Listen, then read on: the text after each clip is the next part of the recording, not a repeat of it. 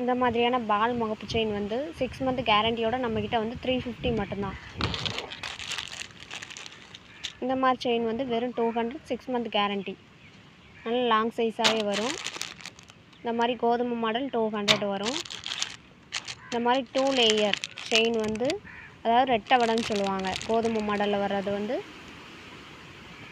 380 வரும். Lotus type chain வந்து வெறும் 250 ரூபா மட்டும்தான். வெளியே 450க்கு சேல்ஸ் ஆகுறது. இந்த மாதிரி கொடி மாடல் செயின் வந்து 200. காது மாடல் வந்து 6 மந்த் கேரண்டியோட வெறும் 100 மட்டும்தான் வரும்.